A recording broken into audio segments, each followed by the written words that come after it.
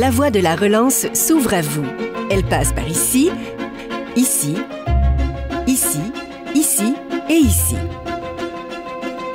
Le marché canadien, c'est 10 provinces et 3 territoires offrant des secteurs porteurs à cibler, des marchés insoupçonnés à développer et d'innombrables occasions d'affaires à explorer. Le saviez-vous? La valeur des exportations québécoises de biens et services à destination des autres provinces et territoires du Canada est évaluée à plus de 80 milliards de dollars. Cela représente près de 40 % de la valeur totale de nos exportations et 17 % du PIB de la province.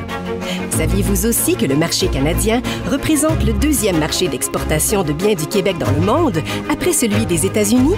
Et que la valeur du commerce interprovincial de biens du Québec est 4 fois plus élevée que celle avec la Chine? La voie de la relance passe par le commerce interprovincial. D'autant que, grâce à l'accord de libre-échange canadien, vous avez accès à un marché ouvert, stable et fiable, doté d'un environnement d'affaires similaire. La relance passe aussi par l'appui concret du gouvernement du Québec et de ses partenaires.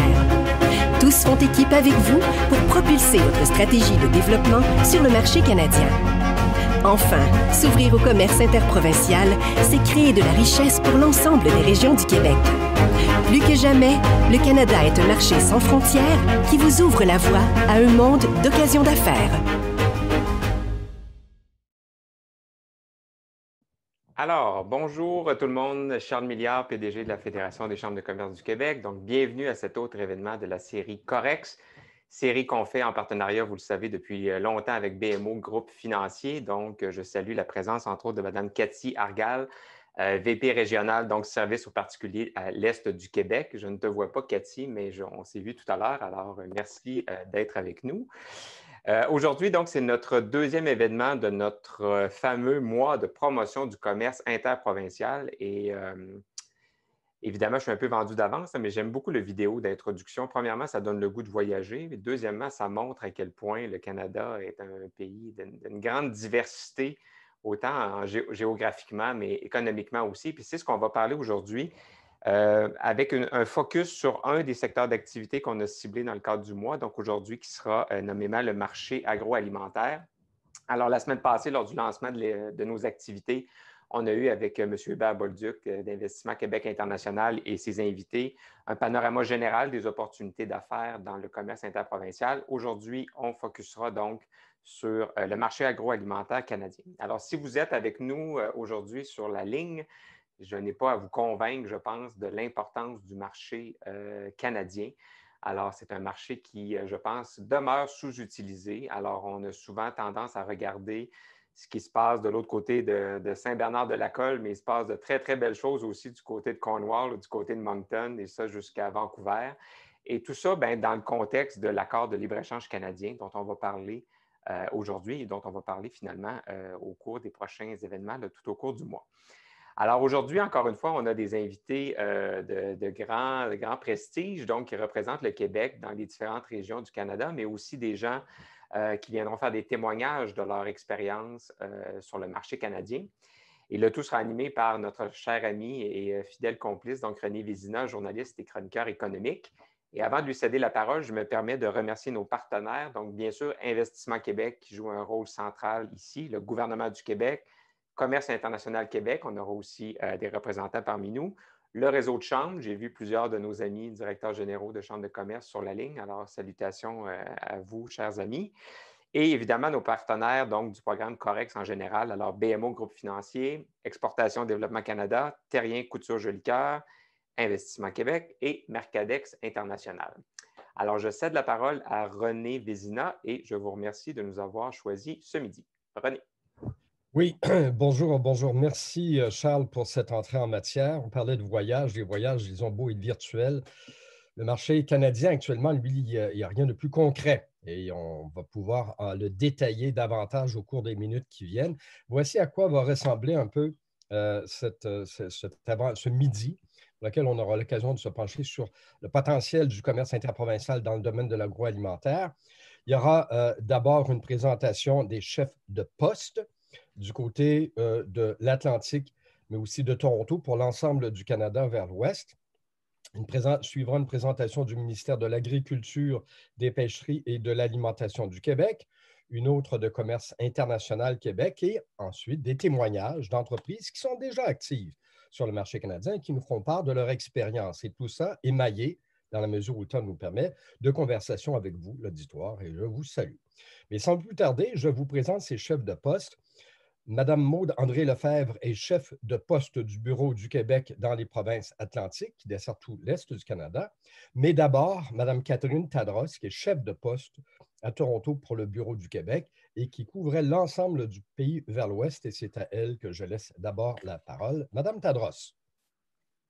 Bonjour, bonjour à toutes et à tous. Merci beaucoup, René, pour cette belle présentation. Merci aussi à Charles et toute son équipe à la Fédération pour nous donner cette belle opportunité là, de parler de commerce interprovincial.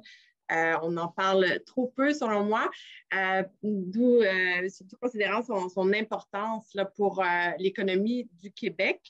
Dans le secteur agroalimentaire, notamment, on sait que plus de la moitié des ventes se font en agroalimentaire à l'extérieur de la province et 25 se fait sur le marché interprovincial au Canada. Si on regarde le chiffre à l'international, c'est 31 Donc, pour une population de 38 millions de population, c'est dire l'importance là, du marché pour le Québec. Alors aujourd'hui, je vais présenter le Bureau du Québec à Toronto, un peu notre mandat, ce qu'on fait, comment on peut vous accompagner en tant qu'entreprise québécoise.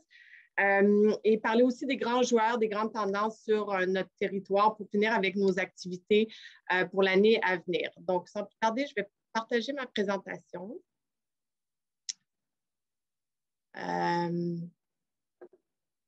Et je vais tout mettre sur...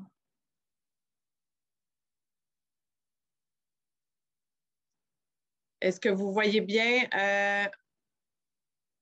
ma présentation? Oui, parfait. Donc, le Canada, un marché de proximité pour la relance de vos activités.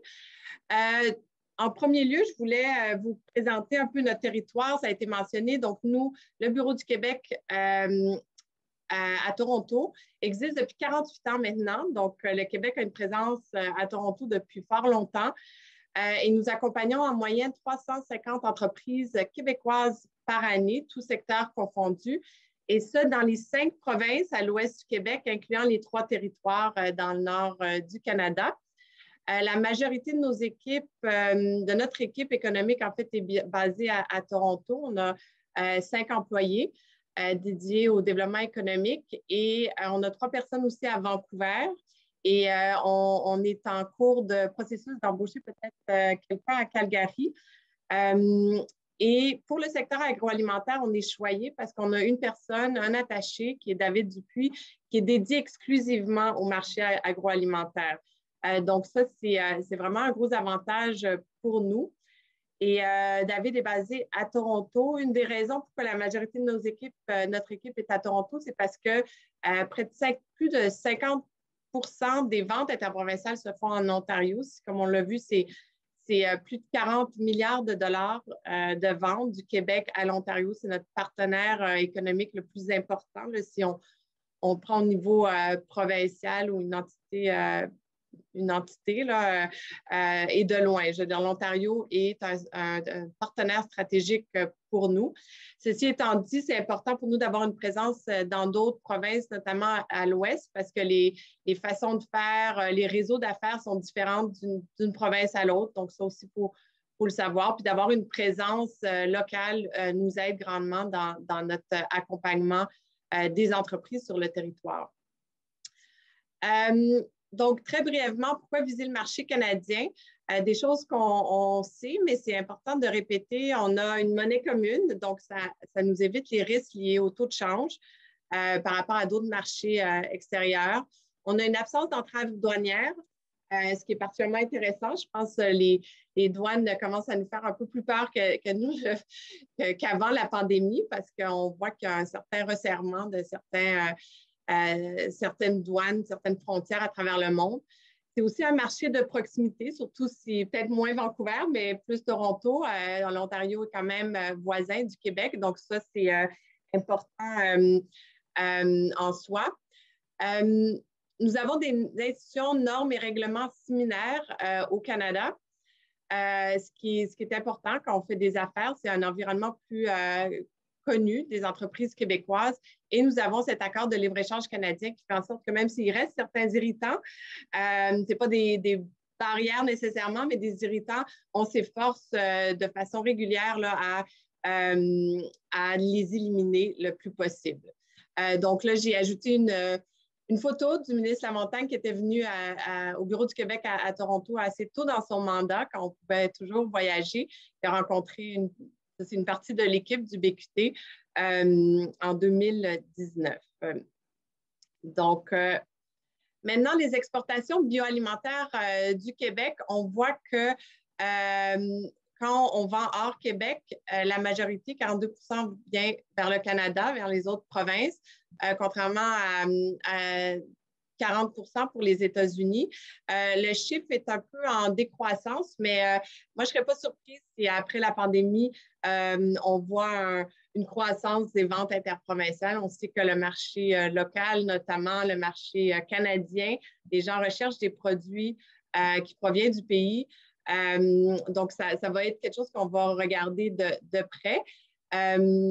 Mais ça démontre là, sans aucun doute l'importance du marché canadien pour ceux qui en doutaient peut-être avant la présentation. Donc, le marché canadien, c'est un marché très concentré en agroalimentaire, surtout au niveau du détail. Il y a 5 géants qui accaparent 36% des ventes au détail. Donc, George Weston, on connaît notamment à cause de Loblaws, Costco, Empire, notamment la bannière Sobeys, Walmart et Metro. Et c'est important de le savoir parce que quand une entreprise québécoise veut vendre à ces géants, il faut bien connaître leurs pratiques d'affaires parce qu'ils sont plus standardisés peut-être que d'autres, que des détaillants indépendants. Et il faut être prêt à travailler avec des grands réseaux, connaître leur politique d'achat et aussi connaître leur politique d'achat par bannière, qui peut être différent d'une place à l'autre. Un aspect positif, c'est des bannières comme Sobeys et Metro, ils ont vraiment un engouement pour les produits d'ici. Donc, nous, on travaille fort à positionner les entreprises du Québec pour pouvoir bien se positionner chez ces grands détaillants. Mais ce n'est pas nécessairement le bon choix pour tous et on va vous parler des détaillants indépendants plus tard dans la présentation. Donc, c'est pas une nouvelle pour personne, mais le marché canadien, quand on parle du numérique, c'est vraiment maintenant que ça se passe. On a vu une grande augmentation durant la pandémie de plus de 44% des ventes d'aliments en ligne. 37% des foyers canadiens ont fait des achats en ligne d'aliments, ce qui représente le double de ce qu'on voyait en 2018. Et même que 34% des gens ont aussi de nouveaux magasins en ligne. Donc, ils sont prêts à explorer même si c'est dans le virtuel. Il y a aussi certaines pratiques qui ont beaucoup changé à cause de la pandémie. 70% des Canadiens ont cherché à faire des cueillettes sans contact ou ce qu'on appelle des curbside pick-up. Et 60% sont allés vers des commerces ouverts, mais de proximité. Donc, tout ça, ça change quand même les pratiques au niveau du détail notamment. Qu'est-ce qu'on observe en termes d'opportunités d'affaires? Mais les marques privées, les marques nationales ont été en forte croissance. Je pense que ça démontre que même qu'en temps de crise, les gens sont peut-être un peu conservateurs. Là, ils veulent des valeurs sûres, des choses qu'ils connaissent. Mais c'est important de le mentionner parce que le secteur des marques privées, ça ne vient pas nécessairement à l'esprit de toute entreprise, mais ça peut être un beau créneau à développer, surtout si votre marque n'est pas encore reconnue sur le marché. Donc, ça peut être une façon lucrative d'entrer dans le marché. Comme je l'ai mentionné, les produits locaux, c'est un mouvement vraiment à l'échelle du pays. Donc, si c'est clairement identifié que le produit vient du Québec, Canada, ça va avoir la cote. Même les gouvernements investissent dans l'autosuffisance agroalimentaire. Là, on l'a vu notamment au Québec, mais c'est une tendance qui risque de rester. Il y a d'autres tendances qu'on voit comme l'explosion des plateformes de vente de boîtes repas ou de kits repas comme Good Food ou HelloFresh. Ça a été en forte croissance durant la pandémie. Puis il y a d'autres concepts qui prennent beaucoup d'ampleur, comme les cuisines fantômes. Ça, c'est quand un restaurant décide de ne plus être un restaurant pour accueillir des personnes, mais juste faire de la vente en ligne. Ça, on prévoit à travers le monde, en fait, une croissance importante de ces ghost kitchens ou cuisines fantômes. Donc, une nouvelle donnée, c'est que peut-être on aurait pensé que les gens, comme ils font plus de cuisine à la maison, auraient innové, auraient appris des nouvelles recettes, mais pas beaucoup. Avant la pandémie, un Canadien moyen connaissait 6,2 recettes et maintenant, c'est 6,7 recettes. Donc, juste pour montrer qu'il y a encore, les gens se replient peut-être vers ce qu'ils connaissent. Ils apprennent un petit peu, mais cette tendance est peut-être un peu moins forte que ce qu'on aurait pu penser. Pour le détail, c'est vraiment le grand gagnant de la pandémie. On voit même une expansion de certains magasins, notamment dans certaines grandes chaînes. Juste à titre d'exemple, TNT, qui est une grande chaîne de supermarchés, ont ouvert un magasin à Vancouver dernièrement. Freshco a ouvert 7 magasins dans l'Ouest canadien durant les derniers mois. Même Sobeys avec Farnborough, en 2020, a ouvert 5 nouveaux magasins en Ontario, ce qui est quand même des belles croissances pour ces chaînes. Rapidement, il y a des tendances qui existaient avant, qui ont peut-être flétri durant la pandémie, mais qu'on s'attend à voir remonter plus tard, comme les emballages alimentaires comestibles ou du moins bons pour l'environnement. On s'entend que maintenant, les gens sont peut-être un peu moins soucieux de ça, mais on s'attend à ce que ça revienne en force dans les prochains mois, prochaines années, à savoir quand la crise va s'estomper.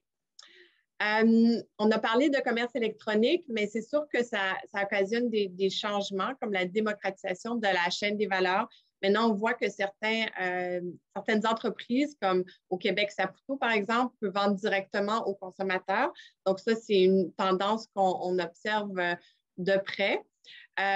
Certains grands de ce monde, comme Amazon, qui sont vraiment experts dans les chaînes logistiques, la livraison à domicile, aussi se lancent dans le commerce des aliments et ont connu beaucoup de succès, notamment aux États-Unis.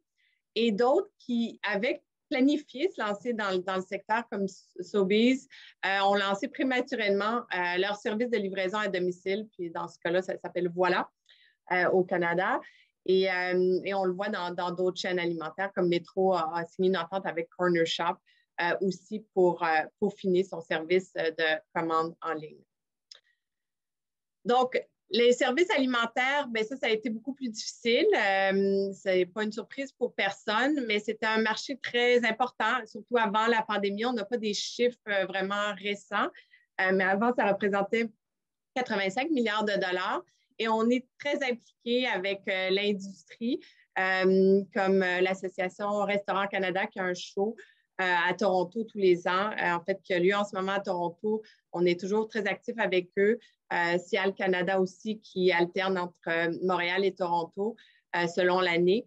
Et il faut dire qu'il y a des grandes chaînes à l'ouest du Québec qui, eux, risquent d'être un peu moins affectées par la crise sanitaire. Donc, bonne chance de survivre post la COVID.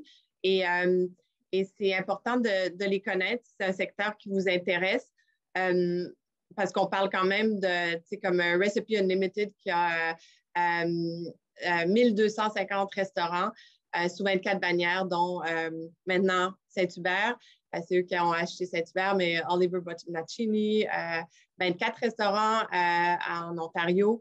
C'est quand même des chaînes de belle taille. Donc, l'Ontario, on a parlé de l'importance de l'Ontario. C'est 14,5 millions de consommateurs, pas tout à fait le double, mais presque du Québec. Donc, c'est quand même beaucoup si vous vendez pour l'instant au Québec puis vous voulez trouver un marché plus grand, ça serait une très bonne option. Et 60% de la population est dans la très grande région de Toronto qui va de Kingston à Niagara. Notons que Toronto aussi est la ville la plus multiculturelle au monde, selon son maire, le maire Tory. Mais c'est vrai que si vous avez des produits ethniques, par exemple, vous allez avoir des belles possibilités de vendre à certaines catégories de produits là, à Toronto sans devoir aller trop loin à travers le monde. J'ai nommé, puis je ne vais pas avoir le temps de tous les mentionner, mais les principaux distributeurs alimentaires comme Sysco, Gordon Food, c'est des gens qu'on connaît, avec qui on travaille. Et qui ont un siège social en Ontario, même si des fois ils travaillent de façon pan-canadienne. Et il y a aussi beaucoup de sièges sociaux de grands détaillants en Ontario, comme Costco, Loblaws, Metro, Sobeys. Tous les logos que j'ai ajoutés, là, c'est parce que c'est des partenaires importants. Mais il y a aussi des détaillants indépendants sur les 6 000 magasins qu'on retrouve en Ontario, comme Longo's, Rabat, qui pourraient être des bonnes cibles pour plusieurs entreprises québécoises. Donc, Alberta, Manitoba, Saskatchewan, on les a rassemblés parce qu'on manque de temps aujourd'hui, mais sachez que c'est un marché de 6,6 millions de consommateurs, qu'il y a des distributeurs alimentaires locaux aussi pour ces provinces. Et aussi, on voit l'activité de distributeurs pan-canadiens sur ce territoire. On a ajouté quelques logos de bannières qu'on retrouve dans les prairies. Et je voulais aussi parler de la Colombie-Britannique, parce que c'est un marché de 5 millions de consommateurs. C'est aussi un pôle stratégique vers l'Asie et l'Ouest américain, donc à cause de leur proximité, évidemment, géographique. C'est aussi au cœur de l'industrie des croisières. Vancouver, avant la pandémie, accueillait près d'1 million de croisiéristes par année. Maintenant, ça, c'est complètement à l'arrêt, ce secteur-là, mais c'est à y penser si c'est une clientèle là, que vous recherchez. Là, Vancouver devient un incontournable. Il y a des distributeurs locaux aussi pour la Colombie-Britannique. Il y a aussi quelques foires alimentaires. Donc, on en retrouve plutôt en Ontario et en Colombie-Britannique. Puis en Colombie-Britannique, on parle de Canadian Health Food Association qui ont une foire, Grocery Specialty Food, et on a ajouté aussi quelques logos de partenaires importants sur ce territoire. C'est sûr qu'en Colombie-Britannique, tout ce qui est produits sains, produits, ils sont très soucieux de l'environnement aussi, donc il y a des sous-catégories de produits importantes pour l'Ouest canadien et Colombie-Britannique en particulier. Donc, cette année, malgré la pandémie, on a poursuivi nos activités. Tout s'est transformé en des foires virtuelles. On a dû utiliser, on fait des affaires de façon virtuelle au Canada en ce moment. Les déplacements de province sont quand même dissuadés là, par le gouvernement. C'est juste pour des raisons essentielles. Puis juste à titre d'exemple, l'équipe à Toronto, nous, on fait du télétravail depuis mars. Et en fait, Toronto est toujours aujourd'hui en lockdown. Donc, c'est assez strict en ce moment dans des grandes villes comme Toronto. Ceci étant dit, un concept qu'on a beaucoup travaillé, qu'on faisait avant, mais là, qui a porté fruit, particulièrement en temps de pandémie, c'est des rencontres avec des acheteurs. Donc, on a organisé des rencontres pour des entreprises québécoises avec des acheteurs comme Whole Foods Canada, Summerhill Market, Purity Life, qui est un distributeur, et Dot Food. Et on compte en faire d'autres aussi dans les mois à venir. Et en ce moment, David Dupuis avec Sylvain Dumapac sont très actifs dans le Restaurant Canada Show, qui est aussi virtuel, notamment pour accompagner des représentants de spiritueux du Québec au show, qui est très apprécié par la clientèle canadienne. Maintenant, pour des activités à venir, qui sont en planification, encore une fois, pas mal tous virtuels jusqu'à 2022 pour l'instant. On va voir si les choses changent. Je mentionnerais, bon, il y a Grocery Specialty Food qui s'en vient en mai. Il y a True North qui est une initiative interprovinciale, mais où le secteur agroalimentaire est bien représenté. Ça devait avoir lieu fin mars, mais maintenant, c'est remis à avril-mai. Alors, ça, c'est quelque chose où on pourra vous en parler plus si ça vous intéresse. On va faire un rencontre d'acheteurs avec Costco ce printemps également. Et évidemment, bon, il y a Cial qui est toujours très important, qui va se tenir de façon virtuelle en novembre prochain. Et en espérant pouvoir reprendre avec des activités en présentiel par la suite. Donc, la personne à connaître pour les entreprises du Québec qui veulent développer ce territoire, David Dupuis, qui fait partie de mon équipe, qui est l'attaché agroalimentaire. Je pense que vous allez avoir accès au PowerPoint, donc vous pouvez avoir ses contacts.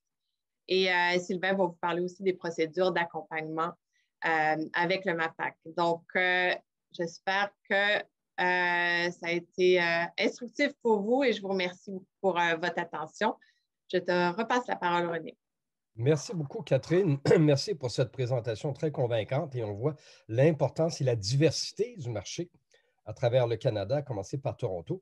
Et je suis convaincu que l'ensemble des participants et participantes ont fait la comparaison dans leur tête à savoir si ils et elles connaissaient davantage que 6,7 recettes pour cuisiner à partir. Mais on s'imagine qu'au Québec, on a une certaine réputation par rapport au fait qu'on apprécie la bonne chair, la bonne nourriture et que peut-être que ça nous permettrait justement de nous mettre en valeur et on y reviendra tantôt à savoir est-ce qu'il peut y avoir comme un préjugé favorable étant donné un peu la réputation qu'on a à cet égard pour exporter nos produits ailleurs au Canada. Et sans plus tarder, je vais maintenant laisser la parole à Maude André Lefebvre, qui est chef de poste du Bureau du Québec dans les provinces atlantiques. Maude André. Oui, merci René. Bonjour tout le monde. Je commencerai par remercier la Fédération des chambres de commerce du Québec pour nous donner cette opportunité de vous présenter le marché agroalimentaire au Canada, donc en ce qui me concerne dans les provinces atlantiques. Et comme le temps roule, je vais tout de suite partager ma présentation. Donc voilà, vous devriez voir. Je vais prendre pour acquis que c'est le cas. Donc, je ne vais pas revenir sur les avantages là, du marché canadien. Je pense que Catherine les a assez bien couverts. Donc, je vais focaliser sur la région atlantique là, que notre bureau couvre.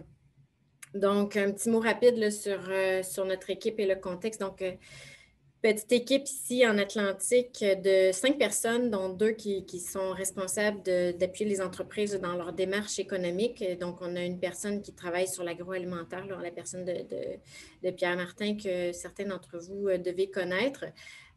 Donc, on est ici depuis 40 ans, mais on a un mandat économique depuis 2 ans seulement, ce qui ne nous empêche pas d'être bien branchés et d'être efficaces. On couvre les provinces de Terre-Neuve, Nouveau-Brunswick, Nouvelle-Écosse et l'île du Prince-Édouard. On a mis une petite ligne politique et économique. En fait, il se passe des choses vraiment très intéressantes dans les provinces atlantiques, là, notamment un mouvement vert, un mouvement pro-développement durable qui peuvent avoir un impact sur la demande en produits agroalimentaires. J'y reviendrai. Je dirais peut-être aussi que ce qui m'amène à la prochaine diapositive, que ce n'est pas un marché. En fait, quand vous voyez les chiffres, ce n'est pas... peut-être que comparé aux chiffres dans la présentation de Catherine, vous allez vous dire, ouais, c'est un petit marché si on regarde le nombre de consommateurs. Par contre, il y a quand même des opportunités très intéressantes ici. Il y a des centres de décision là, dans le domaine de l'agroalimentaire qui vous permettent non seulement de pénétrer le marché des 4 provinces atlantiques, mais qui peuvent par la suite vous donner accès au reste du marché canadien. Donc, il y a quand même des opportunités à considérer, en plus du fait qu'il y a une proximité géographique là, qui peut faciliter les échanges. Donc, la diapositive suivante, c'était un peu pour vous montrer un peu le marché ici, en fait, pour voir un peu ce qui est en demande ou les produits qui sont en demande. On note qu'il y a de la demande notamment, c'est ça, au niveau des boissons. En fait, tout ce qui est produit transformé est en demande. Le prêt-à-manger aussi, là, Catherine en a glissé un mot, avec la pandémie, le prêt-à-manger a augmenté. Donc, produits transformés, prêt-à-manger. Et puis, évidemment, là, il y a eu un transfert avec la pandémie de tout ce qui est restauration vers le commerce de détail. Mais la pandémie ne sera pas, en tout cas, on l'espère, un phénomène permanent, donc ce qui pourrait nous permettre de revenir, ou en tout cas d'espérer revenir là, à un marché plus normal. Donc, c'est juste, vous allez avoir la présentation, donc vous pourrez regarder les données. Les principales catégories qui sont en croissance, en fait, je ne reviendrai pas sur chacune d'entre elles, mais je trouve intéressant quand même de vous le mentionner. Là, ça corrobore un peu ce que je mentionnais sur la demande pour les produits transformés, donc tout ce qui est collation santé ou boissons, liqueurs douces. Mais il y a aussi là, la ligne fromage emballé qui est très intéressante. Là, puis je trouvais intéressant de le mentionner parce qu'effectivement, on a accompagné des fromagers qui vendent ou en fait qui ont réussi à placer leurs produits sur les tablettes des marchands en Atlantique. Donc, c'est un peu ça qu'on voulait démontrer ici. Puis c'est ce qui me permettait de mentionner cet élément-là. Les tendances, en fait, sont similaires à ce qui se passe dans le reste du Canada. Donc, une hausse de la demande pour les marques privées, ce qui peut constituer une opportunité pour les entreprises du Québec. Une augmentation de la vente en ligne, là, notamment en fait, pas seulement les détaillants, mais les distributeurs aussi là, qui font de la vente en ligne. Donc, ça peut raccourcir ou enfin diminuer le nombre d'intermédiaires dans vos processus de vente. Donc, ça peut être intéressant. Et comme le mentionnait Catherine, l'autosuffisance alimentaire. Donc, c'est ici aussi un phénomène là, qui a été mentionné par les gouvernements locaux, là, ce qui est d'essayer de s'approvisionner sur des circuits qui sont plus courts que ce qu'on était habitué de connaître là, avant la pandémie. Autre tendance qui je dirais, qui est similaire à ce qui se passe au Canada ou en Amérique du Nord, donc une demande accrue pour tout ce qui est bio, végétarien, protéines alternatives, puis vous allez avoir l'occasion d'entendre quelqu'un en entendre parler un petit peu plus tard, mais tout ce qui est aussi là, durable, parce qu'il y a un mouvement vert ici là, dans les provinces atlantiques, donc il y a de la demande pour des produits qui sont respectueux là, de l'environnement et du développement durable. Donc, ça, c'est les tendances. Le marché ici, en fait, c'est 1628 magasins. Je le mentionnais, il y a des centres de décision qui sont ici. Donc, ces centres de décision-là en fait, constituent vos portes d'entrée pour le territoire. Puis nous, en fait, l'équipe ici les connaît bien. Donc, en 2020, on a accompagné là, 230, c'est-à-dire 43 entreprises dans 230 rencontres d'affaires. Puis de ça, sur ces 43 entreprises-là, il y en a une trentaine qu'on réussit à ce jour à placer ou qui vont placer leurs produits sur les tablettes des détaillants en Atlantique. Donc, ça donne une idée là, de l'opportunité qu'on trouve là, dans les provinces atlantiques. Puis je dirais que c'est quand même, le processus est quand même peut être relativement rapide là, pour placer les produits sur les tablettes. Donc, voilà, le marché de la restauration, de son côté, 5300 restaurants et bars. Comme c'est le cas dans le reste du Canada, c'est un secteur qui tourne au ralenti, quoique en Atlantique, il a repris un petit peu plus rapidement qu'ailleurs parce que les mesures sont moins sévères, là, considérant qu'on a moins de cas ici. Donc, ça continue de fonctionner. Donc, c'est là aussi, il y a une opportunité. Puis notre équipe travaille aussi là, sur ce marché-là. Par contre, je vous dirais qu'à court terme, là, considérant le contexte, on va travailler davantage sur le secteur des détaillants, là, du commerce de détail. Donc, pour terminer, c'est nos activités. Je ne les passerai pas chacune d'entre elles individuellement. Il s'agit en gros, là, parce que de toute façon, vous allez avoir accès au PowerPoint. Puis vous êtes sans doute en contact avec l'équipe du MAPAC là, qui travaille avec nous sur ces activités-là. Donc, mais en gros, c'est soit des accueils d'acheteurs ou des rencontres d'affaires B2B. À plus court terme, évidemment, on travaille en virtuel. Éventuellement, on espère qu'on va être capable d'être en présentiel. Donc, voilà ce qui s'en vient pour nous pour l'année. Et ça met un fin à ma présentation. Je pense qu'on aura l'occasion dans les rencontres éclairs de peut-être aller plus en profondeur. Et puis, je repasse la parole à René. Merci à tous. Oui, merci beaucoup. Merci beaucoup, Maud André Lefebvre. Merci beaucoup, Madame Lefebvre. Écoutez, en plus, bien, évidemment, de l'Atlantique, on est collé peut-être parce qu'on a aussi une proximité du fait qu'on est également du côté du Québec tourné vers l'océan, vers l'est, ce qui n'empêche pas de regarder également du côté ouest. Mais je vais revenir immédiatement vers vous. Est-ce qu'on peut imaginer que du fait de cette proximité, il peut y avoir un avantage ou des avantages pour les entreprises québécoises qui s'intéressent au marché de l'agroalimentaire du côté des provinces atlantiques? Oups, votre son. Oui, c'est ça. Les lèvres à visage, je m'étais mis sur silencieux tout de suite. Donc, oui, il y a des avantages. Je ne l'ai pas mentionné dans ma présentation parce que je voulais être rapide, laisser du temps pour les questions. Mais effectivement, en fait, il y a plusieurs avantages qu'on a. Vous l'avez mentionné. Il y a la proximité géographique avec les provinces atlantiques. Il y a aussi la proximité culturelle, je vous dirais, donc qui joue sur aussi. Là, en fait, il y a un intérêt là, pour les produits québécois du fait qu'on se ressemble, qu'on a des goûts similaires et tout ça. Il y a aussi le fait francophone, en fait, le tiers du Nouveau-Brunswick est francophone et il y a une demande pour des produits qui sont étiquetés ou qui sont vendus en français, entre guillemets. Donc, je dirais que c'est trois avantages. Puis, il ne faut pas aussi oublier qu'il y a le secteur du tourisme est important là, ici. Puis, on fait beaucoup de touristes québécois qui viennent visiter les provinces atlantiques qui génèrent une demande aussi pour des produits québécois que les détaillants vont donc vouloir, une demande à laquelle les détaillants vont vouloir répondre. Donc, je dirais qu'effectivement, les produits québécois, en plus d'avoir la réputation d'être des produits de qualité frais, innovants, donc ont un avantage sur le marché ici. Et vous avez parlé de fromage emballé un peu plus tôt. D'ailleurs, dans un deuxième temps, un peu plus tard, on aura l'occasion de revenir justement avec un entrepreneur, M. Roger Bergeron de Fromagerie Bergeron, qui doit être présent parce que, évidemment, on sait, il y a cet intérêt, vous l'avez dit, pour les produits québécois et on y reviendra un peu plus tard, mais je vais revenir tout de suite à Mme Tadros, Catherine. Vous avez parlé, j'ai noté, du fait que lors de cette foire alimentaire, le restaurant Canada Show, il y a 29 distilleries. Et ça pousse, hein, au Québec, des distilleries qui étaient présentes. Est-ce qu'il est possible de vendre de l'alcool dans ce contexte d'un marché interprovincial de libre-échange canadien?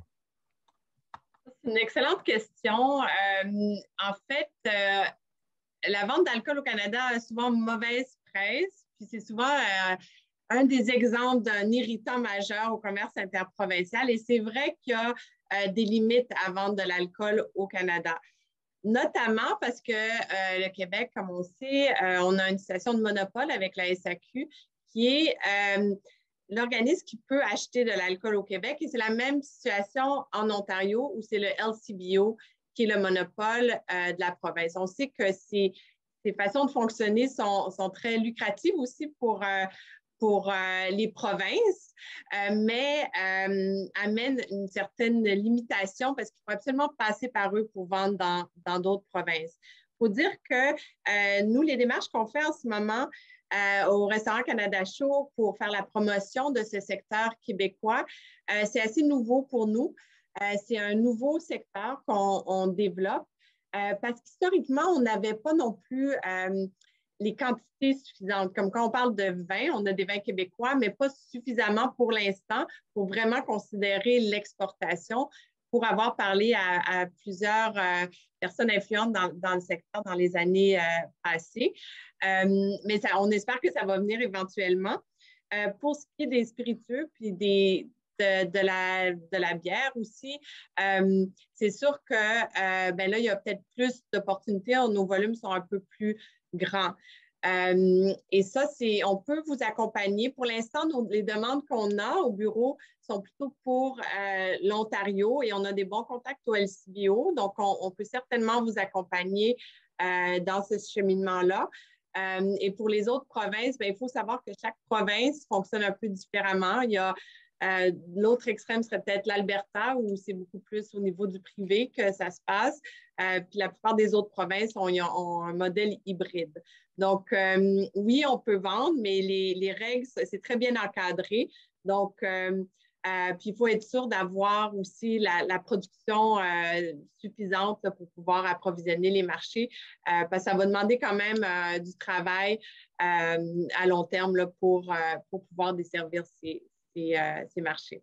Et c'est ça, donc c'est un libre-échange, mais un libre-échange qui est quand même encadré selon les types de produits. Dans ce cas-ci, c'est un peu différent, un peu particulier pour ce qui est de l'alcool. Ouais. Je vais vous poser une question à toutes les deux qui êtes bien placées pour y répondre. Vous l'avez dit, enfin, vous l'avez laissé sous-entendre que les produits agroalimentaires venant du Québec, peut-être que c'est une illusion, une impression, mais peuvent bénéficier d'une forme de préjugé favorable parce qu'on a une bonne réputation à cet égard-là. Puis aussi l'espèce de culture générale. Est-ce que c'est le cas? Est-ce qu'on peut, la marque Québec, si vous me permettez l'expression, est-ce qu'elle permet de mieux vendre ou de mieux se faire valoir dans les autres provinces? Et je continue avec vous, Catherine. Oui, bien c'est sûr que moi, je dirais qu'un créneau où on met beaucoup la marque Québec de l'avant, c'est tout ce qui est dans les produits gourmets. En fait, on organise Rendez-vous Gourmet Québec à Toronto. Puis là, on a exporté le concept fait maison par David Dupuis chez nous dans d'autres provinces, notamment à Vancouver puis Calgary. Mais tout ce qui est produit gourmet, puis en plus, ça vient du Québec, ça a la cote. On est reconnu pour, évidemment, avoir le palais plus fin, peut-être que dans certaines autres provinces, puis d'être aussi créatif, d'être actif dans ce secteur-là. Je dirais que si on regarde le sirop d'érable, ben, l'Ontario aussi vont vouloir mettre fait en Ontario, Made in Ontario. Alors, il y a peut-être, ça dépend peut-être, il y a une petite concurrence aussi qui se joue, mais oui, on a bonne presse, particulièrement dans les produits fins, comme on le mentionnait dans nos présentations. Avec la pandémie, il y a vraiment un intérêt à acheter plus local. Dans un contexte canadien, local, c'est canadien. Donc, des fois, il faut faire attention. Est-ce qu'on veut mettre le fait au Québec ou fait au Canada? Il y a une décision stratégique marketing là, à faire aussi quand on s'attaque au marché interprovincial. Et j'imagine que vous êtes de bons conseils à cet égard-là. Et là, je vais me tourner du côté de Maud André. Est-ce que vous observez le même phénomène d'intérêt pour des produits québécois du côté des provinces atlantiques? Je dirais, ben en fait, c'est une excellente question, en fait, parce que je ne sais pas si, je ne pourrais pas vous dire si les gens cherchent l'étiquette Québec, mais par exemple, je pourrais vous dire que en fait, je pense que les détaillants, les commerçants cherchent à s'approvisionner au Québec parce qu'il y a une variété de produits, une qualité de produits qui répond aux besoins de leur clientèle. Et Catherine le disait, là, on a une réputation aussi enfin, les producteurs québécois ont la réputation de produire des choses de qualité, de haut niveau. Puis je dirais aussi qu'on a peut-être une longueur d'avance sur le secteur de tout ce qui est, on le mentionnait, là, nouvelles protéines ou produits bio. La demande est croissante ici, puis je pense que le Québec produit peut-être plus que ce que d'autres régions du Canada produisent, ou en tout cas du moins en Atlantique, ce qui fait que, en fait, beaucoup de produits québécois bio ou nature ou, comme je disais, innovants, donc des nouveaux types de protéines vont trouver leur place ici parce qu'il y a cette demande-là et qu'au Québec, on est capable de produire ça. Sinon, pour reprendre l'exemple du fromage, c'est drôle parce que moi, je suis en Atlantique depuis le mois de novembre, donc c'est tout récent. Mais quand je suis arrivée, je voulais un peu découvrir la région. Tu sais, j'arrive dans une épicerie, je demande un fromage local. Et on m'a présenté des fromages québécois, en fait. Donc, et puis, il n'y avait aucun fromage de la région de l'Atlantique dans ce magasin qui est une épicerie raffinée. Donc, je trouve que c'est quand même parlant comme exemple parce que, en fait, ça prouve que les produits québécois sont déjà perçu comme étant un produit local qui est vraiment bien dans le contexte actuel. Et deuxièmement, ben, c'est ça, c'est ce que les détaillants vont rechercher parce qu'on est capable de l'offrir, parce qu'on offre un produit de qualité. Donc, je dirais peut-être une dernière chose aussi, c'est que ça va peut-être avoir l'air insignifiant, mais je pense que c'est important.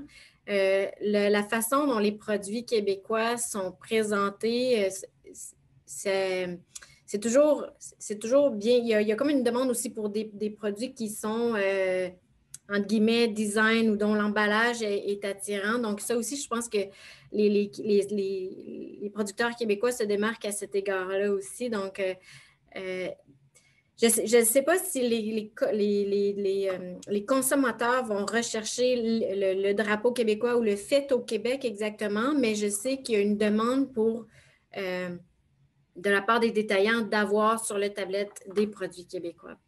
Mais vous l'avez dit, c'est une question, merci beaucoup pour ces précisions. Vous l'avez dit, c'est une question de perception. Et il y a un vieux proverbe, je le traduis, qui dit « La beauté est dans l'œil de celui ou de celle qui regarde ». Alors, c'est l'impression du consommateur qui finalement sera déterminante. Et là-dessus, je vais laisser la parole à Charles Milliard, pour poursuivre cette discussion. Charles? Merci René, Catherine et Maud André. On a quelques questions que j'ai reçues soit avant, soit par écrit maintenant. Si des gens veulent lever la main, n'hésitez pas, c'est toujours plus interactif. Entre-temps, j'ai une question excellente.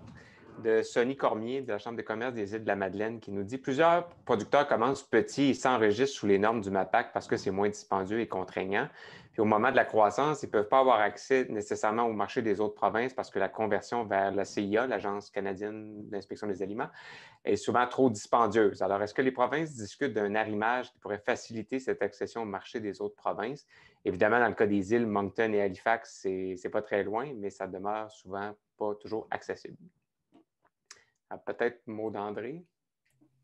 Oui, c'est une excellente question. Puis honnêtement, je n'ai pas la réponse à cette question. Peut-être que les gens du MAPAC seraient mieux placés à moins que Catherine, mais moi, je ne serais pas outillée pour répondre à cette question. Effectivement, Sylvain pourrait répondre lors de sa présentation. Sylvain, veux-tu te lancer? Je vois là, sur l'écran. Oui, c'est une grande question. Effectivement, il y a des programmes qui sont mis en place actuellement pour aider toute la capacité d'abattage. Mais là, c'est sûr que ça dépend de quel produit on parle, là, quand on parle de l'Agence canadienne d'inspection des aliments. Mais une des raisons pour laquelle on est en inspection fédérale, c'est parce qu'on considère qu'une fois que le produit est envoyé vers une autre province, bien, il est ouvert à l'exportation. Donc, c'est pour ça qu'on utilise les normes nationales là, pour tout ce qui est produits frais, puis les viandes. Là, mais on est très conscient que c'est un enjeu, puis ça fait partie des freins au commerce interprovincial. Parfait. Mais merci. C'est rare qu'on commence par répondre à une question. D'habitude, on fait sa présentation avant. Merci d'être disponible. Je ne sais pas si, Sonny, est-ce que tu as été en mesure de te connecter avec nous? Peut-être pour donner un exemple de produit que tu as en tête dans ta question. Ça rendrait peut-être la chose plus concrète. En fait, il y a plusieurs produits. En fait, aux îles, beaucoup de dérivés de la pêche, mais de plus en plus d'autres produits. Puis, je ne parle pas nécessairement des produits frais. Là. Il y a des produits transformés là, qui de plus en plus sont développés par nos petites entreprises. On les vend de plus en plus sur le marché québécois. Puis l'accès au marché de Moncton, entre autres, là, qui est la porte à côté et géographiquement, mais surtout sur la ligne de transport des produits, là, permettrait, puis pour une économie comme pour des entreprises comme les petites entreprises aux îles, juste la ville de Moncton serait suffisant pour probablement écouler la production de quelques entreprises. Donc, et on voit effectivement des entreprises qui sont développées avec le créneau touristique. Donc, les visiteurs sont venus apprécier les produits et ça permet à l'entreprise de croître, mais maintenant, il serait mature pour aller sur d'autres marchés, puis pas nécessairement sur les marchés internationaux parce que la quantité n'est pas nécessairement au rendez-vous, mais des marchés de proximité comme Moncton et Halifax. Puis je suppose qu'il y a le même phénomène, en Gaspésie, il y a le même phénomène sur la côte ouest du Québec aussi avec la présence de l'Ontario.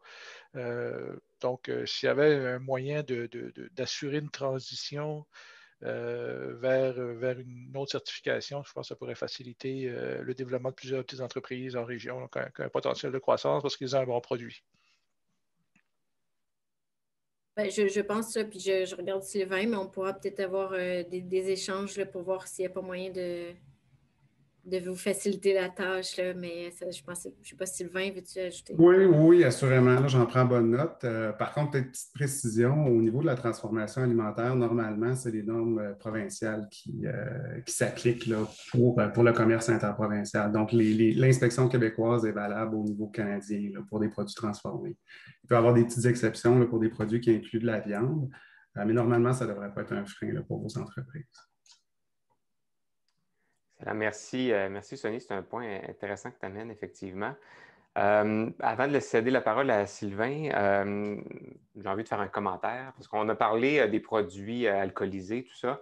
Ça fait partie des demandes qu'on a à la Fédération, entre autres dans les consultations prébudgétaires avec le ministre Girard, avec Mme Freeland aussi, mais aussi dans le mémoire qu'on a déposé dans le projet de loi 72 au Québec sur le support aux restaurateurs, entre autres. Avec la croissance qu'on a dans le milieu des microbrasseries artisanales, des producteurs locaux de vin, puis encore une fois, ma question s'adresse à personne, c'est plus un commentaire. Je pense qu'il y a lieu de s'asseoir et de repenser la façon dont à la fois on distribue certains produits alcoolisés au Québec. Je ne suis pas en train de parler de privatiser la SAQ, là, je le dis tout de suite. Mais il y a quelque chose qui va à l'encontre de la création du Canada, là, cette espèce de difficulté-là qu'on a de s'échanger des produits comme ça qui deviennent des landmarks, si on veut, de ce qu'on produit au Canada. Donc, nous, ça fait partie de nos demandes. Alors, je ne sais pas si vous avez des commentaires là-dessus, mais c'est un grand chantier. Ça pourrait peut-être même être dans des programmes politiques de partis, parce que je vous rappelle qu'on aura des élections un jour. Mais pour nous, ça devient de plus en plus important là, que ces nouveaux entrepreneurs-là soient reconnus dans la chaîne de distribution des produits alcoolisés. Vous n'êtes pas obligé de commenter. Un grand débat, effectivement, très politisé aussi. Donc, c'est un choix de société, mais on est très conscient là, que ça, c'est un irritant pour plusieurs, mais je pense que ça va le rester pour un certain moment. Oui, mon André. Ben, j'ajouterais peut-être que ça dépend pas juste de nous aussi, là. Puis je pense que la pandémie bouscule les choses, change les habitudes. Puis le mouvement d'achat local, oui, il est pan-canadien, mais il est aussi, il trouve écho aussi au niveau provincial. Là, puis je pense qu'on a un exemple chez nous au Québec, mais on prend l'exemple du Nouveau-Brunswick. Le premier ministre a annoncé qu'il allait, là, puis là, c'est en anglais, donc je fais une traduction libre, là, mais utiliser toutes les exceptions possibles de l'accord de libre-échange canadien pour favoriser les entreprises du Nouveau-Brunswick. Donc, je pense que le contexte actuel va générer des situations où il va falloir vraiment trouver des moyens de s'adapter ou de changer la donne, mais je continue d'être confiante, là, comme Catherine, qu'il y a vraiment des belles opportunités à saisir sur le marché canadien. Là. Donc, mais cet enjeu-là des barrières au commerce canadien, c'est ça, je pense qu'il est pan-canadien, puis trouve écho dans chacune des provinces. Ouais. Aussi, oui, puis c'est éminemment politique aussi, mais je regarde les producteurs de bière artisanale, de gin au Québec. Avant, c'était assez anecdotique, puis maintenant, ça devient une fierté aussi. Alors, il faudrait en favoriser l'accès. Bon, ceci étant dit, pour rester sur notre horaire, donc je vous présente officiellement Sylvain Talbot, donc, qui est conseiller en développement de marché au ministère de l'Agriculture, des Pêcheries et de l'Alimentation, MAPAC pour les intimes. Alors, Sylvain. Bon, mais bonjour tout le monde. Ça a commencé plus tôt que prévu. Donc, 5 minutes top chrono pour vous parler de comment le MAPAC peut vous aider en matière de commerce interprovincial.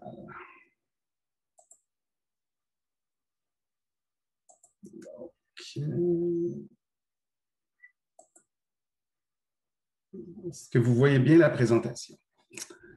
Donc, on est parti.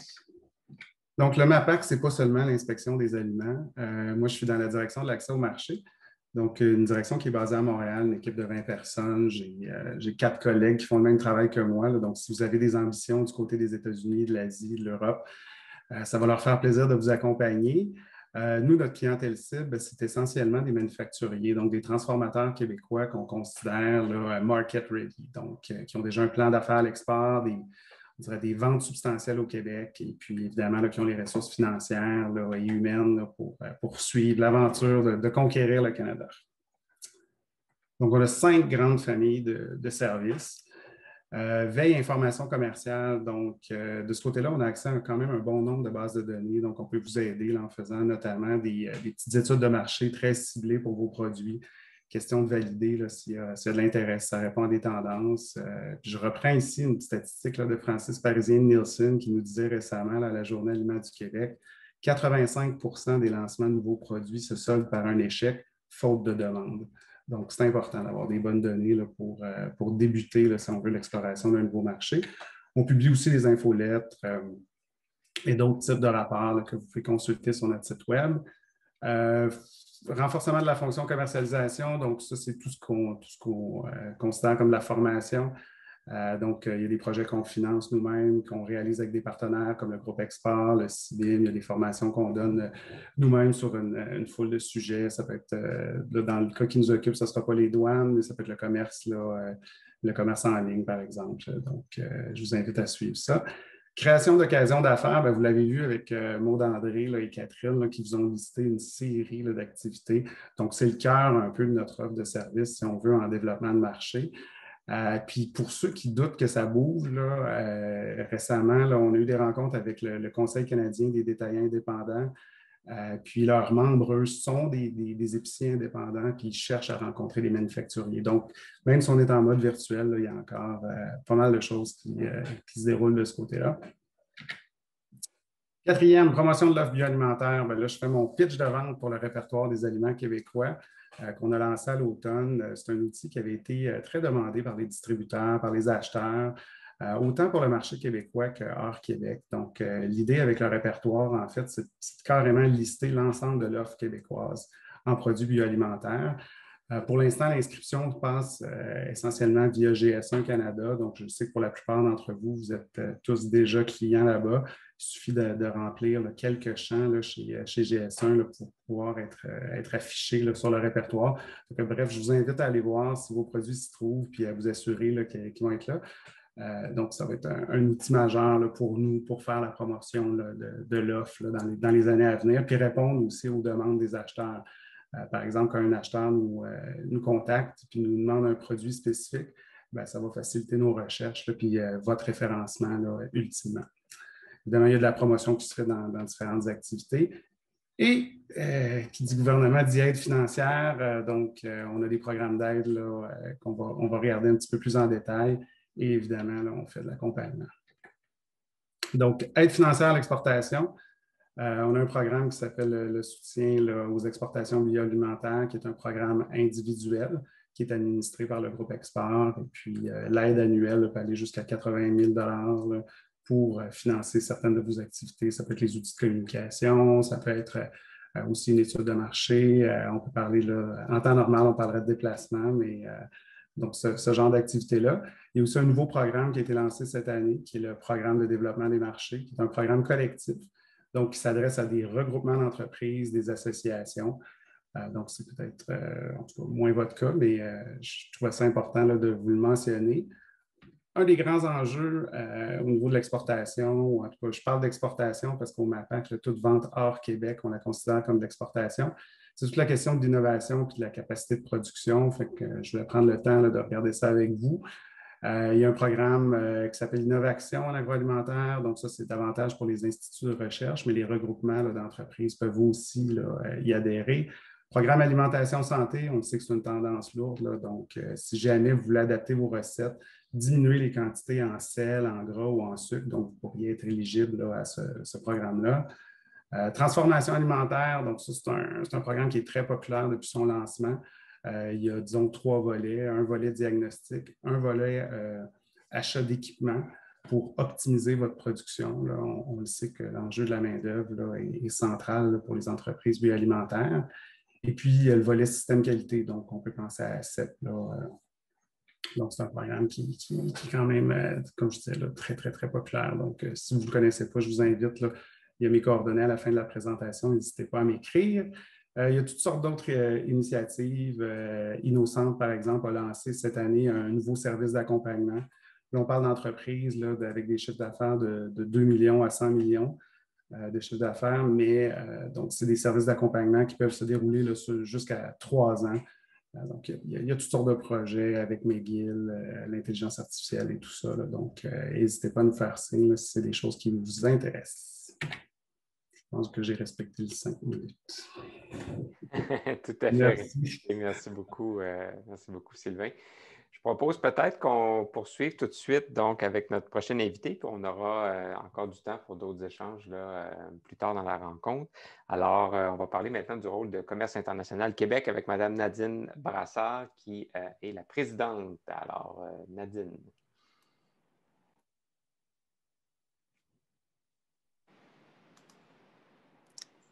Oui, bonjour, Charles.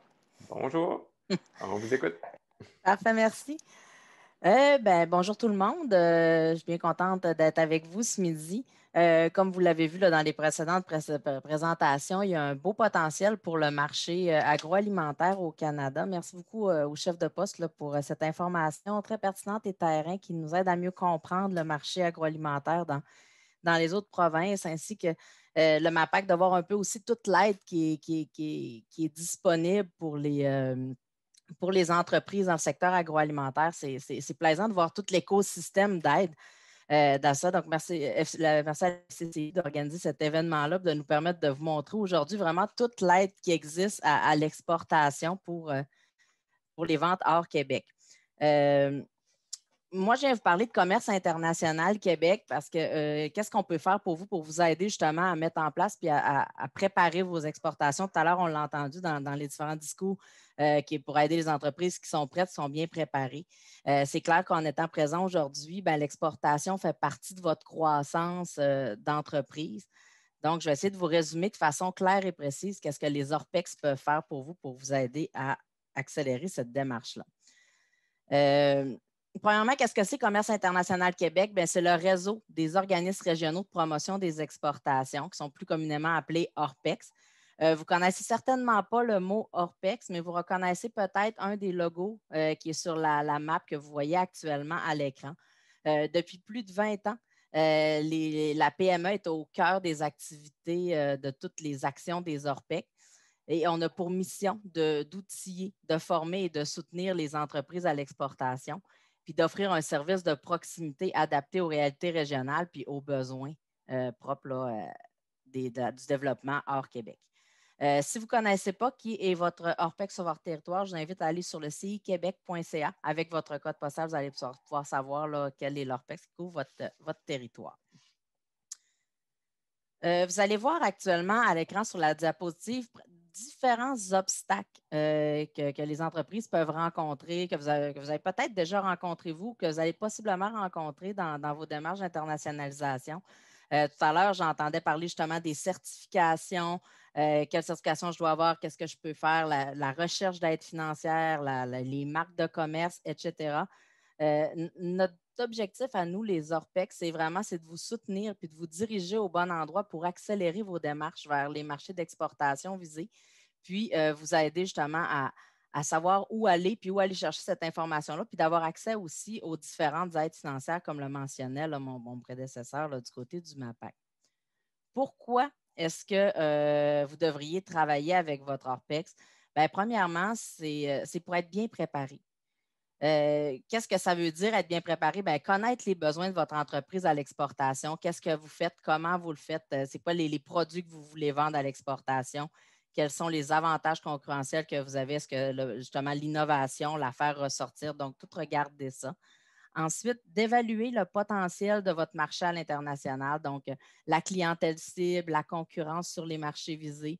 Donc, de tout travailler ça pour bien comprendre, pour pouvoir ensuite élaborer une stratégie claire qui va vous permettre de développer les marchés et de savoir où vous allez aller, ça va être quoi les premières actions, prioriser qu'est-ce que vous allez faire en premier et aussi la possibilité d'avoir accès à de l'aide financière là, parce qu'il y a certaines démarches qui peuvent être coûteuses. Donc, la stratégie va vous permettre d'avoir ça. Ensuite, aussi pour être référé vers les bons partenaires, que ce soit les partenaires gouvernementaux ou les partenaires qui peuvent vous aider au niveau justement des marques de commerce, au niveau des certifications. Donc, de pouvoir être mis en contact avec les bonnes personnes et réussir votre commercialisation hors Québec. Il y a beaucoup d'aide, il y a beaucoup de choses disponibles. Donc, nous, on vous invite à communiquer avec nous pour qu'on puisse vous aider à mieux comprendre et préparer votre marché que vous voulez développer et d'avoir une stratégie claire. Donc, sur ce, je vous souhaite bonne chance dans vos démarches et n'hésitez pas à nous contacter pour répondre à vos questions. Excellent, merci, merci beaucoup. Alors, René, je te cède la parole pour nos prochains invités. Oui, alors, oups. Je ne te vois pas, mais je t'entends. Ouais. Excellent. Ah, et là, parfait, c'est bon. Alors, rebonjour tout le monde. Merci. Écoutez, là, vous venez de voir l'encadrement, les perspectives de marché, le potentiel, un peu, je veux dire, l'écosystème dans lequel on peut évoluer dans l'agroalimentaire quand on regarde du côté canadien. Mais on va aller voir sur le terrain carrément des gens, des entrepreneurs, des représentants d'entreprises qui le vivent au jour le jour puisqu'ils sont ou elles sont présentes. Donc, je vais vous présenter Roger Bergeron, M. Roger Bergeron, qui est président de Fromagerie Bergeron. On a parlé de fromage un peu plus tôt. Mais d'abord, Mme Emmanuelle de Ramel, qui est représentante pour Noble Bean. Et je vais vous demander à tour de rôle une et l'autre de nous présenter l'entreprise et aussi sa présence sur le marché canadien. Et je vais commencer avec vous, Madame de Ramel. Si vous pouvez vous expliquer ce qu'est Noble Bean et dans quelle mesure vous êtes présent chez vous sur le marché canadien hors Québec. Oui, bonjour, bonjour à toutes et à tous. Merci pour cette invitation à témoignage. Alors en fait, Noble Bean Tempeh, on est une compagnie qui produit en fait du tempeh végétal. Donc c'est une protéine végétale, en fait, c'est fait à base de soya fermenté. Donc c'est une alternative à la viande. On est présent sur le marché québécois depuis 2016. Ça a été racheté en fait en 2016 par la compagnie Au Vivre et c'était avant présent en Ontario. Donc depuis 2016, on est une compagnie québécoise et qui exporte depuis plusieurs années du coup sur les marchés canadiens. Alors nous, notre stratégie première, ça a été vraiment de faire fructifier en fait et de vraiment bâtir nos ventes au niveau du Québec, puis vraiment aller chercher un maximum de présence au niveau du Québec. Et par la suite, une fois qu'on avait solidifié ces ventes-là, ça a été d'aller chercher des ventes en fait en Ontario, puis dans les autres régions, plus particulièrement en 2019 et 2020 au niveau de l'Ouest et de l'Atlantique, pour vraiment faire croître nos ventes à l'export et en général dans le marché canadien. Je vois d'ailleurs sur l'image qu'on a derrière vous, là, le produit biologique, quinoa, sésame, on parlait plus tôt, vous avez parlé de protéines végétales. Donc, vous êtes transporté par cette nouvelle tendance, ce courant, et vous vous inscrivez là-dedans. Et apparemment, d'après ce qu'on a entendu de nos deux chefs de poste, il y a une demande croissante à travers le Canada. Donc, vous avez pris le train à cet égard-là. Oui, en effet, on a pris le train. Puis, en fait, on est vraiment content parce qu'au départ, c'était quand même un marché niche. Et en fait, la tendance nous a porté vraiment à faire augmenter nos ventes sur l'export dans le marché canadien. Puis, c'est vrai que c'est un produit peu connu, mais qui se fait connaître davantage, en fait, grâce à cette tendance. Donc, ça nous a vraiment aidé. Je pense qu'on était au bon moment aussi sur les marchés. On était comme plus ou moins l'un des premiers qui proposait ce produit-là. Donc, ça aussi, ça nous a aidé en termes de développement. Entre autres, mais c'est ça, le fait de faire connaître ce produit-là, puis de se positionner sur les marchés à l'export a été vraiment pour nous une source de développement en fait dans nos ventes. Et quand on parle de vente hors Québec sur le marché canadien, est-ce qu'il y a des endroits précis où vous êtes davantage présent, vous êtes davantage actif? Alors oui, en effet, déjà le marché québécois, évidemment, là on a la plus grosse part de marché. Ensuite, je dirais que c'est l'Ontario, où on est quand même pas mal présent, où on se développe de plus en plus, mais on a quand même une forte présence en Ontario. Et ensuite, par la suite, ça a été l'Ouest canadien, ça c'est depuis novembre 2019, et l'Atlantique également, qui s'est également énormément développé au niveau de nos ventes à partir de 2020. Ben, ça correspond à peu près mot pour mot à ce qu'on a entendu plus tôt. Alors, merci pour ce qui permet d'incarner la démarche et ce dont on parlait précédemment. Monsieur Bergeron, Roger Bergeron de Fromagerie Bergeron, on a parlé de fromage, on en a même parlé à quelques reprises. Et on sait à quel point Fromagerie Bergeron, ces derniers temps, vous avez recueilli des mandats même de l'extérieur.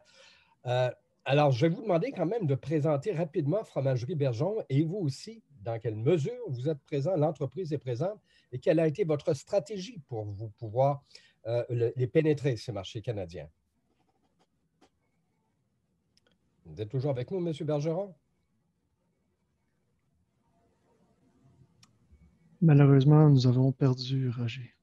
Bon, nous avons perdu Roger. Bon, on va continuer avec Mme de Ramel en attendant qu'on présente M. Bergeron, dont l'exemple est intéressant parce qu'on entendait plutôt Mme Lefebvre parler du marché du fromage emballé du côté des provinces atlantiques. Et il y a quelques joueurs importants là, installés au Québec à Saint-Antoine-de-Tilly, dans le cas de Fromagerie Bergeron. Saint-Antoine-de-Tilly, c'est juste sur la rive sud vers l'ouest quand on regarde Québec. Madame de Ramel, je vais revenir. Vous avez parlé là, de ce courant que vous observez avec vos protéines végétales, matière biologique. Est-ce que ça a été difficile de faire valoir votre identité, enfin, de faire valoir l'origine de vos produits? Parce qu'on sait qu'il y a beaucoup de certifications à cet égard. Hein? C'est assez compliqué là, à cet égard-là, de vous faire reconnaître pour que vous puissiez vous faire valoir à l'extérieur. Eh bien, c'est sûr qu'en fait, on a dû démontrer d'abord nos capacités de vente en fait au Québec et en Ontario. Puis c'est vraiment par la suite en démontrant ces capacités de vente et en se rendant vraiment en face de l'acheteur. C'est vraiment en fait les rencontres vraiment d'acheteurs qui ont permis de développer ça. Parce que comme on a un produit particulier, ça demande vraiment une présentation, démontrer l'application du produit, la capacité de vente du produit. Donc, c'est vraiment les foires en fait, alimentaires, dont le CHFA, qui ont été déterminantes en fait, pour amener le produit à l'export dans ces régions et pour qu'on explique un petit peu d'où il venait et quelle était son application et à quel point ça pouvait optimiser les ventes en fait, sur ces marchés-là. On va revenir sur les stratégies précises que vous avez employées. Mais juste un mot, ça ne doit pas être la taille de l'entreprise, qu'est-ce que c'est à peu près là, en termes d'employés, par exemple? Là, on est à entre 15 et 20 employés avec la production. PME en croissance. Alors, quel est l'avantage? Comment on peut qualifier ou quantifier l'avantage de déborder du marché interne au Québec pour aller ou vers l'Est ou vers l'Ouest? Est-ce que c'est vraiment un vecteur de croissance important pour vous? Oui, c'est vraiment un vecteur de croissance en fait très important parce qu'en fait, on a quand même atteint un certain palier de vente au Québec et comme on voulait être sûr de continuer notre croissance, on s'est tourné du coup vers les provinces, notamment atlantiques et vers l'Ouest canadien. Puis petit à petit, on voit nos ventes qui se développent.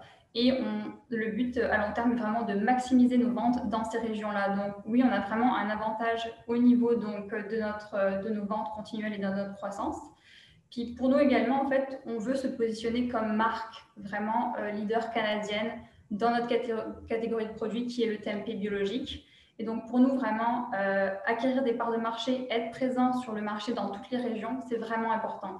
Parce qu'on sait qu'on a des concurrents qui s'en viennent, on sait qu'on a des concurrents de taille moyenne dans chaque région, on sait qu'on a un concurrent aux États-Unis notamment qui essaie de rentrer sur le marché canadien. Donc pour nous, c'est vraiment important de sécuriser ces régions, de sécuriser des comptes clés dans ces régions et d'être vraiment présent pour atteindre en fait cette place en fait de leader dans cette catégorie de produits-là. D'avoir occupé déjà avoir sécurisé votre place. Vous venez de parler justement, c'est un défi important. Un enjeu également, parce que vous êtes une petite entreprise et il y a effectivement des gros, puis il y a des très gros joueurs là-dedans. Est-ce que vous pouvez présenter d'autres défis ou d'autres enjeux auxquels vous faites face pour essayer d'ouvrir davantage votre marché? Oui, alors comme je l'ai dit, en fait, nous, on a vraiment un produit particulier qui a beaucoup de gens qui ne connaissent pas, beaucoup d'acheteurs qui ne connaissent pas non plus l'application du produit.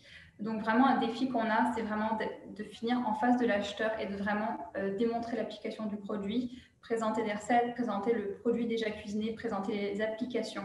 Donc ça a été un défi. Puis c'est un défi, en fait, qu'on a pu relever, en fait, et on a eu beaucoup d'aide par rapport à ça. C'était vraiment à travers les shows, à travers les rencontres d'acheteurs. Et donc vraiment, comme je disais, c'était vraiment déterminant à la fin d'avoir cette position clé. Puis c'est ça qui a été décisif. À chaque fois qu'on était en face d'un acheteur, on avait vraiment une réponse positive. Puis ça a vraiment débloqué énormément en fait le développement sur les autres provinces.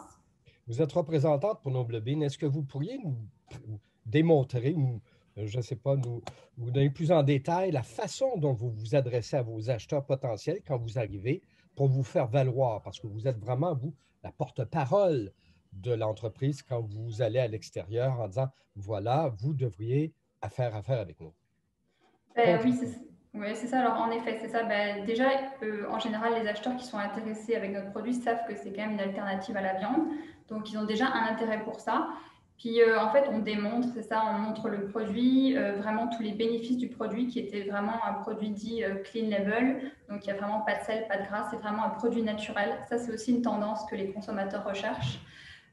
C'est un produit donc fermenté, ça encore ça répond à une autre tendance du consommateur et c'est un produit à haute valeur de protéines, donc avec un très fort taux de protéines qui est à 19 grammes par 100 grammes et ça c'est vraiment ce que recherchent les acheteurs dans cette catégorie de produits-là, c'est vraiment des protéines végétales qui ont une forte teneur en protéines. Donc ça, c'est des points en fait qu'on amène devant l'acheteur. Et en plus, souvent pour les plus gros acheteurs, on a déjà en fait des ventes en fait qui se font au Québec on a déjà des preuves en fait sur certaines bannières en fait en tant que métro, en tant que Sobeys. Puis ça nous a amené en fait en montrant comment notre marché avait évolué et grandi depuis les années 2016. On a pu vraiment faire valoir en fait l'opportunité de développer ça en Ontario et vraiment aussi de lister ce produit au niveau national. Autrement dit, il y a eu des tremplins. Oui, c'est ça, exactement. Oui. De faire. On a entendu les deux chefs de poste un peu plus tôt. Est-ce que ces ressources ou est-ce que d'autres ressources qui vous ont appuyé dans cette offensive hors Québec? Alors oui, en effet, j'ai vraiment des exemples précis. Notamment, donc, on a participé à la mission Atlantique qui s'est passée en mars dernier. Donc, c'était organisé par Groupe Export et donc le MAPAC en Atlantique avec Pierre Martin. Et ça a été une rencontre d'acheteurs avec vraiment beaucoup d'acheteurs vraiment intéressants, de grosses bannières, avec beaucoup de distributeurs. Et toutes ces rencontres ont vraiment été en fait décisives et fructifiantes pour ce marché-là parce qu'on a triplé du coup en 2020 nos ventes en Atlantique. Donc ça a été vraiment intéressant. Notamment, ça c'est vraiment la part retail. Et après, on a eu beaucoup de discussions aussi pendant ces rencontres-là organisées par le MAPAC et le groupe Export en Atlantique avec des acheteurs de food service. Ça, bon, malheureusement, c'est partie remise parce qu'avec la restauration, tous les listings ont été un petit peu bloqués.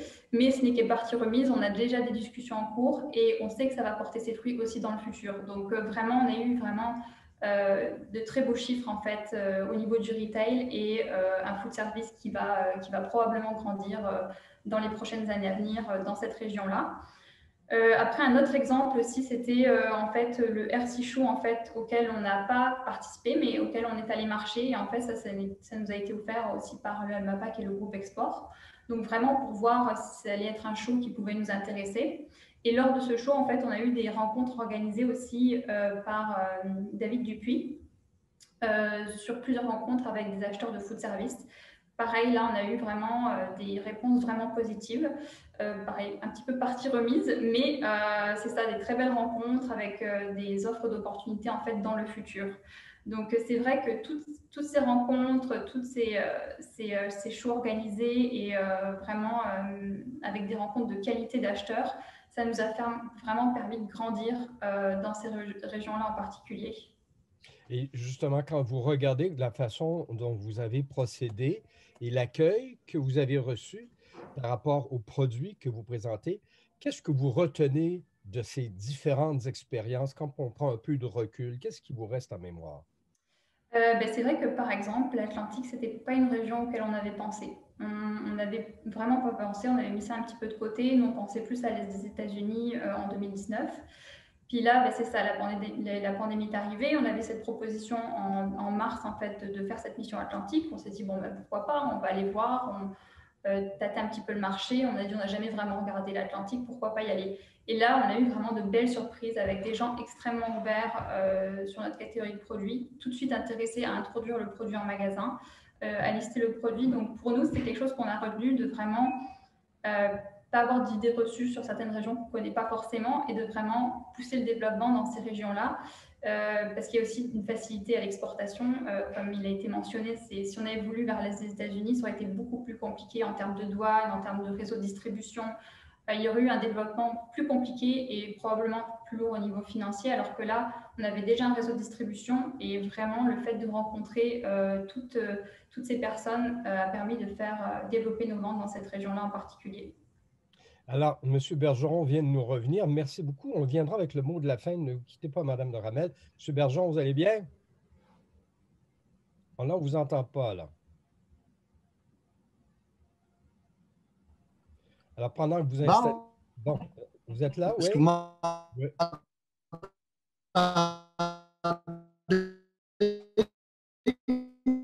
Quand vous êtes en train de jouer de la guitare, là, tel qu'actuellement on vous parle.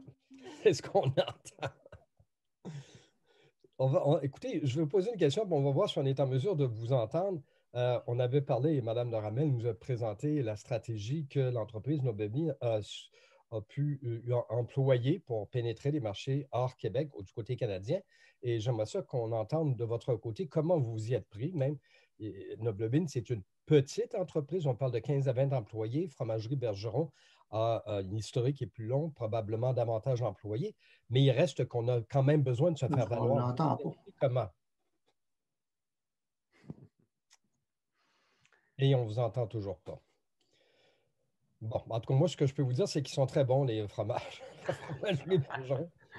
Je suis un consommateur et j'imagine qu'ailleurs au Canada, on en a profité également. Monsieur René, est-ce que je peux juste intervenir puisqu'on a un petit pépin technique avec Monsieur Bergeron? Allez-y, allez-y. Oui, ben en fait, je voulais juste rebondir sur ce que disait Madame de Ramel. En fait, c'est très, très intéressant parce que elle mentionnait que, a priori, l'entreprise n'a pas pensé au marché atlantique. C'est un peu ce que je mentionnais dans la présentation de la semaine dernière. En fait, il y a beaucoup d'entreprises qui ne pensent pas au marché atlantique, ou en fait, quand on pense à l'Atlantique, on pense aux vacances d'été, puis aux plages et tout ça, mais c'est vraiment un marché intéressant. Puis j'encourage vraiment les entreprises à regarder ce qui se passe ici parce qu'effectivement, c'est probablement moins compliqué de venir exporter ici. Il y a un marché ici avant d'aller aux États-Unis. Donc, je voulais juste répondre. Je trouvais que l'exemple le témoignage de Mme Ramel était symptomatique de ce que probablement des préconçus qu'ont beaucoup d'entreprises par rapport à l'Est du Canada. Donc. Un beau cas d'espèce, donc. Oui, voilà. Et là, c'est intéressant parce que c'est le besoin qui crée l'opportunité, le fait que le marché américain soit plus difficile à pénétrer. On regarde autour et elle disait il ne faut pas avoir d'idées préconçues au départ. Et là, il y a eu ce qu'elle a dit, une très agréable surprise. Vous avez quoi, parlé de tripler vos ventes, Madame? Oui, exactement. Oui, en Atlantique, on a triplé nos ventes.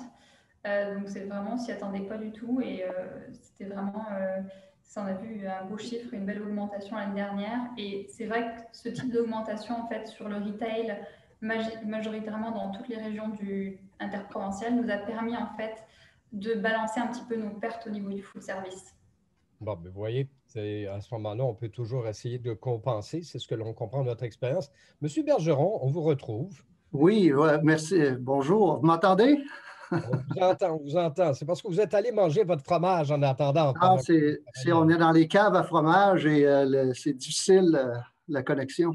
Alors, écoutez, allons-y rapidement parce qu'il nous reste un peu moins de temps, mais parlez justement de la stratégie que vous avez employée, vous.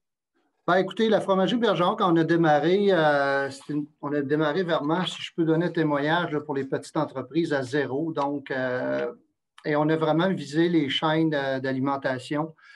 Donc, ce que les chaînes donnent, ils donnent une porte d'entrée là, au Canada. C'est sûr que ça vous permet de partir plus petit. Comme nous, on est parti au début autour de la ville de Québec. Après ça, vitement, on est allé à Montréal, puis c'est toute la province. Quand vous dites on a commencé, c'est vers quelle année, ça? Mais on parle de 89, on parle de 30 ans. Mais tranquillement, on a grandi avec nos clients et au fur et à mesure, on a pu avoir des parts de marché. Et dans l'alimentaire, ce qui est difficile des fois, c'est vous avez des lignes de production et vous ne pouvez pas tout de suite absorber des grandes quantités. Donc, ça vous permet de grandir en étapes et aussi d'investir en étapes aussi. L'innovation est importante parce qu'à l'époque, on a offert un Gouda canadien. On était les seuls à l'époque à présenter un Gouda canadien. Donc, c'était assez facile de rentrer et d'avoir l'écoute des acheteurs. Donc, c'est pour ça que je dis aux gens, il faut que vous ayez une différence, sinon on va vitement vous comparer et vous allez rentrer dans des négociations de prix. Donc, nous, ça nous a permis de rentrer dans les chaînes et d'offrir le Gouda canadien. Ce qu'on a fait beaucoup d'investissements, promotions, tablettes. À l'époque, c'était la jungle, ça l'est encore. Si vous rentrez dans les chaînes, l'espace est minime. Et ce qui a changé aussi, les acheteurs à l'époque, c'était difficile, il fallait avoir des rendements, mais il y avait moins d'informations au niveau des acheteurs. Aujourd'hui, ils ont les systèmes informatiques, ils suivent leurs produits. Donc, si vous n'êtes pas performant, ils vont tendance à être un peu moins patients. Et nous, on avait été chanceux parce que ça a quand même pris les 5 premières années là, avant que ça démarre vraiment. Là. Mais aujourd'hui, je regarde les acheteurs sont plus rapides. Donc, quand vous faites votre entrée dans les chaînes avec votre produit, vous devez garder des montants pour vous faire connaître puis être efficace parce que vous avez peu de temps selon le type de produit. Donc, puis en même temps aussi, quand vous entrez dans les chaînes, vous avez deux ventes à faire. Vous avez la vente avec votre acheteur, et là, vous allez être listé. Mais après ça, vous avez une vente à faire porte à porte dans chaque métro ou Sobeys où vous devez convaincre le gérant, vous devez protéger votre place, vous devez l'avoir, votre place. Ça ne se fait pas automatique. Vous devez être présent, plancher. Donc, si vous n'avez pas vraiment il y a moi, j'appelle ça faire 2 ventes. Là. Il y a un coup, il faut rentrer dans la chaîne, mais après ça, il faut aller s'en occuper terrain. Donc, il faut le prévoir, ça aussi, lorsqu'on lance le produit. Et je voudrais juste mentionner, tantôt, vous avez mentionné un peu la marque Québec. Moi, je vous dirais que si vous avez si vous voulez aller au Canada, jouez la canadienne avec la marque Canada locale. Puis vous êtes surtout avec le contexte international, nous, avec les fromages importés, on est dans un contexte où on joue beaucoup sur le canadien. Donc, je vous dirais que ça serait, moi, j'aurais une tendance, ça peut peut-être certains produits, peut-être, mais en général, je vous dirais d'aller plus avec votre marketing de cette façon-là. Marque nationale. Donc, je résume là, des points que vous avez mentionnés là, en séquence. Vous avez parlé d'innovation, vous avez parlé qu'il faut faire preuve de ténacité, de performance, donc de qualité, et aussi d'efficacité. Et c'est un peu cet assemblage d'ingrédients-là qui permet de se faire valoir. Je rajouterais aussi, on a parlé un petit peu de l'accréditation provinciale, fédérale. C'est important, je le sais que c'est un peu plus coûteux, mais les gens d'affaires doivent avoir, on pouvait commencer avec le MAPAC, mais vous devez l'avoir dans votre tête, l'accréditation fédérale, c'est combien que ça peut vous coûter et c'est combien de temps aussi. Parce que vous allez, mettons, vous faites un beau lancement au Québec, et là, votre produit marche, et là, votre acheteur québécois, ou qui peut-être des fois, votre acheteur québécois est aussi un acheteur qui achète à travers le Canada, où il vous donne une porte d'entrée. Vous allez voir votre acheteur, là, vous avez une porte d'entrée pour entrer en Ontario. Ah, vous n'avez pas l'accréditation. Parfois, en alimentaire, avoir une accréditation, ça peut prendre 5, 6 mois, 1 an. Donc, vous devez le savoir, ça. Vous devez le préparer. Vous pouvez commencer avec l'accréditation québécoise, mais vous devez savoir comme homme d'affaires, OK, si je change au Canada, il faut que je me prépare. Là. Puis je vous dirais aussi d'y aller, de ne pas avoir peur d'aller chercher cette accréditation-là. C'est un peu plus coûteux, mais ça va vous emmener aussi des pratiques un peu plus au niveau ACEP, GFSR, on n'a pas parlé de ça, mais vous devez l'avoir en tête, d'avoir quand on est national, d'être ACEP, d'être GFSI, ça peut aller dans d'autres étapes, mais vous devez quand même l'avoir en tête que c'est un avantage aussi. La particularité des régions aussi. Le Québec, ça ne vend pas comme en Ontario, ça ne vend pas comme dans l'Ouest. Moi, les fromages, la façon de voir les fromages est différente. Et c'est là d'utiliser les bureaux que le ministère met en place pour aller tirer de l'information pour vous donner une bonne idée au niveau de votre marketing. Je vous donne un exemple. Au Québec, nous, notre marque, les Québécois sont habitués, on est plus européens par le lien avec la France. On va donner des noms de fromages, mais on ne va pas vraiment catégoriser, c'est-tu un Suisse, un Gouda, un Emmental. Mais pour le Canadien anglais, les anglo-saxons, c'est plus important de dire oui, moi je veux savoir, c'est-tu un Gouda, c'est-tu un Suisse, c'est-tu un Emmental, c'est-tu un Gruyère. C'est important. Donc, votre étiquetage doit être adapté à ça. Et nous, on a eu quelques difficultés là-dessus parce qu'on s'est aperçu qu'on ne peut pas vendre de la même façon qu'on vend au Canada anglais. Donc, ça, c'est des points à regarder. Votre durée de vie de votre produit, vous ayez conscience que, oui, au Québec, le turnover est rapide. Et parfois, dans la chaîne de distribution, vous pouvez vous retrouver avec un produit à Colombie-Britannique qui dure 90, 100 jours, 120 jours. Votre produit, comment il est là, à 120 jours? Il n'y a peut-être pas, vous devez vous assurer qu'il est stable parce que vous ne vendrez pas, puis vous ne saurez pas pourquoi. C'est parce que votre produit est plus longtemps en tablette. Ça, c'est un point à tenir compte. Et dans votre vente, quand vous allez démarrer, vous devez tenir compte que c'est coûteux quand même de vendre au Canada quand vous passez par des réseaux de distribution, réseaux de représentation. Il faut prévoir, il faut vous informer pour quand vous démarrez votre prix au Québec, être capable de le planifier quand vous allez rentrer au niveau canadien. C'est sûr qu'avec les chaînes, quand vous êtes capable, moi je vous dirais d'utiliser les réseaux des chaînes. C'est moins coûteux, mais c'est limité aussi. Ce n'est pas toujours les chaînes qui vous laissent la place. Donc, c'est des petits trucs, je pense, là, que vous devez, que les gens doivent regarder. Mais justement, vous l'avez abordé rapidement, là, les bureaux du Québec, le soutien qu'on peut avoir pour bien connaître les spécificités des marchés. Vous, ça vous a servi? Ah oui, évidemment, ça nous a servi. C'est du soutien. parce que souvent aussi, on n'a pas les budgets quand on démarre. Là, bon, aller développer le marché, on manque un peu de budget. Des fois, l'appui qu'on a peut nous permettre de dire, je vais y aller faire le risque, parce qu'il faut penser aussi que c'est souvent des risques aussi, là, c'est l'entreprise à peu de moyens. Donc, ça vient donner le soutien. Moi, tout à l'heure, regardez, j'ai trouvé ça intéressant, là, à me donner des informations d'Atlantique, le mouvement vert. J'en avais plus ou moins, j'ai pris des notes, j'ai fait, ah oui, très intéressant. Fait que, vous savez, je pense que quand on vend à l'extérieur, il faut écouter, il faut prendre des informations. Et le gouvernement du Québec, s'il est là pour nous soutenir, on se doit de prendre les aides qu'il y a disponibles. Je vais revenir à vous dans un instant pour la conclusion, mais je retourne à Mme Ramel. Merci de votre patience, Mme Ramel. Merci. En terminant, et bougez pas, sauvez-vous pas, M. Bergeron. S'il y avait des conseils, appelons ça, puis sans vouloir être présomptueux, là, mais des conseils que vous pouvez donner, des observations aux gens qui écoutent, qui sont peut-être dans cette démarche ou qui pensent l'entreprendre, compte tenu de l'expérience chez vous, chez Noble Bean, qu'est-ce que vous pourriez leur dire? Alors, premièrement, c'est oui, effectivement, de s'appuyer sur les bureaux du Québec, donc au niveau stratégique.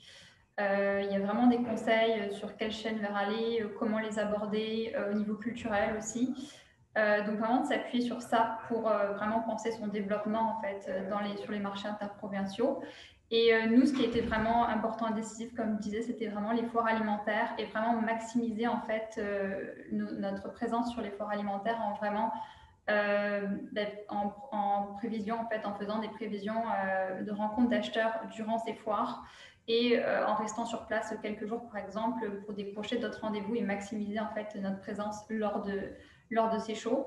Donc ça, c'est deux choses vraiment qui nous ont vraiment aidé dans notre développement et de ne pas avoir peur, en fait, d'aller vers certaines régions qu'on connaît moins, juste vraiment de se renseigner et puis de participer, parce que nous, vraiment, avec le groupe Export et la MAPAC, il y avait quand même un soutien financier, justement, pour participer à, par exemple, la mission Atlantique, pour participer à certains shows comme le CHFA.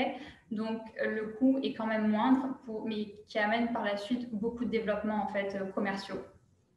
De votre côté, M. Bergeron, qu'est-ce qu'on peut retenir et qu'est-ce que vous pourriez suggérer aux gens qui nous écoutent? Moi, je pense que les gens, il ne faut pas avoir peur même si on démarre tout petit, il faut penser quand même de classe mondiale, il faut déjà l'avoir dans l'esprit. Puis de ne pas, même des fois, si on n'a pas les moyens tout de suite financiers, d'avoir dans notre plan toujours penser dans le futur. Et je pense que c'est cette pensée-là qu'il faut avoir. Si on croit à notre produit, on a un produit unique, puis on a cette pensée-là, nécessairement, on va faire des gestes toujours pour arriver à ces niveaux-là. Puis je reviens toujours, le Québec, c'est quand même le Canada. Le Québec n'est pas très grand non plus et le Canada non plus comme pays. Donc, dans une stratégie, surtout si on a des produits de niche, je crois qu'il faut... le Canada est un incontournable. Là, il doit faire partie. Puis les réseaux, de toute façon, sont intégrés. Donc, je pense que c'est moi, je finirai avec une pensée comme ça pour les gens. Je vous remercie pour cette pensée et toutes les observations que vous nous avez livrées. M. Roger Bergeron, Mme Emmanuelle de Ramel, merci beaucoup pour ces témoignages et je rends la parole à Charles Millard. Charles? Excellent. Merci beaucoup, René. Merci beaucoup, M. Bergeron, Mme de Ramel. Merci, M. Bergeron, d'avoir été persistant. Là. Ça a valu la peine qu'on vous écoute.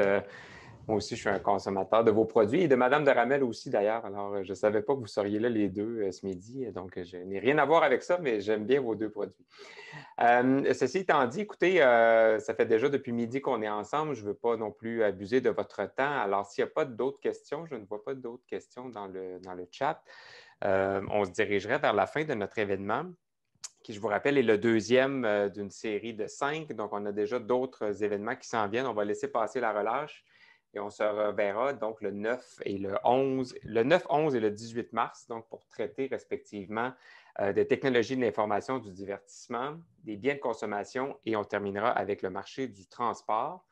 Donc, vous allez recevoir dans les prochaines minutes ou la prochaine heure, donc, les présentations de nos participants ainsi qu'un sondage de satisfaction. C'est très important pour nous d'avoir votre feedback là, sur des événements qui sont aussi multi-personnes et multisectoriels.